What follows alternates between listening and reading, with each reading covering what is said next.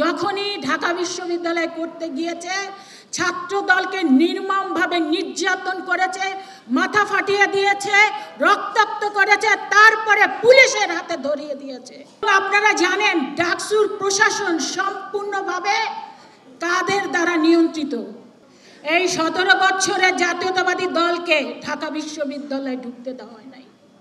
পাশাপাশি আমরা দেখেছি আরেকটি দল যারা ষড়যন্ত্রের মধ্য দিয়ে গতকালকে যাদেরকে ডিক্লারেশন দেওয়া হয়েছে অর্থাৎ ডাকসুতে নির্বাচিত হয়েছে, তারা গুপ্ত রাজনীতি করেছে।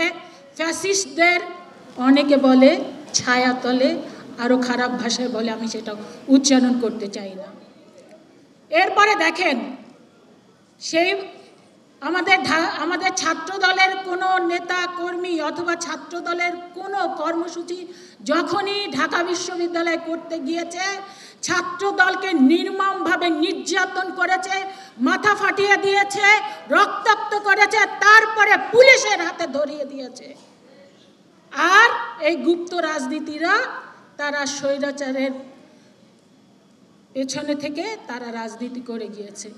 এরপরে 2024 সালে যে 36 জুলাইয়ের মধ্যে দিয়ে বাংলাদেশে গণ অভ্যুত্থানের মধ্যে দিয়ে আমরা যেই বাংলাদেশকে মুক্ত করলাম, কিন্তু ঢাকা বিশ্ববিদ্যালয়কে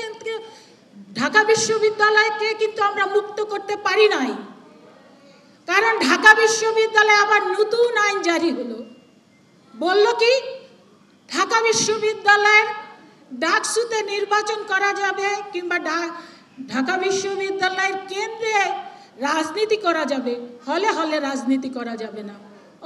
অথচ গুপ্তরা কিন্তু ঠিকই হলে অবস্থান নিয়েছে, তারা রাজনীতি করছে। এইভাবে ষড়যন্ত্র চক্রান্ত করে এবং হঠাৎ বলা নাই কওয়া নাই একটা নির্বাচনের ডিক্লারেশন দিল, এটাও কিন্তু একটা ষড়যন্ত্র ছিল। কারণ আপনারা জানেন লেভেল প্লেইং ফিল্ডের জন্য আমরা দীর্ঘ 17 বছর আন্দোলন করেছি, সংগ্রাম করেছি। এই লেভেল প্লেইং ফিল্ড হয় নাই বিধায়ী বাংলাদেশে 2014, 2018 এবং 2024-এ ভুয়া নির্বাচন হয়েছিল। তারপরে দেখা গেল যে ডাকসুর নির্বাচন ডিক্লারেশন দেওয়া হলো। কোনো কিছু না বুঝেই জাতীয়তাবাদী দল নির্বাচনকে স্বাগত জানিয়ে আমরা অংশগ্রহণ করলাম। এবং আপনারা জানেন ডাকসুর প্রশাসন সম্পূর্ণভাবে কাদের দ্বারা নিয়ন্ত্রিত। যাদের বিরুদ্ধে আন্দোলন করেছি, সংগ্রাম করেছি, শুধু এই 17 বছরেই নাই, এই বাংলাদেশ স্বাধীন হবার পর থেকে তার আগে থেকে যাদের বিরুদ্ধে যুদ্ধ করা হয়েছে, তাই সেই প্রশাসন দিয়ে সাজিয়ে রাখা হয়েছিল। সেখান থেকে কি আমরা ভালো কিছু প্রত্যাশা করতে পারি? কারণ যেহেতু আমরা প্রত্যাশা করতে পারি নাই, সেটাই কিন্তু হয়েছে। এখান থেকে আমাদের শিক্ষা গ্রহণ করতে হবে। এই জন্য আজকে জাতীয়তাবাদী মহিলা দলের আজকের এই প্রতিষ্ঠা বার্ষিকীতে আমি উচ্চারণ করতে চাই, চেতনায় নারী, জাগরণে নারী। আমরাই পারি ষড়যন্ত্রকে রুখে দিতে। এই ষড়যন্ত্রকে আঘাত করতে পারে একমাত্র নারী সমাজ, ঠিক কিনা? 111-এর সময় আপনারা জানেন জাতীয়তাবাদী দলকে রক্তাক্ত করা হয়েছিল।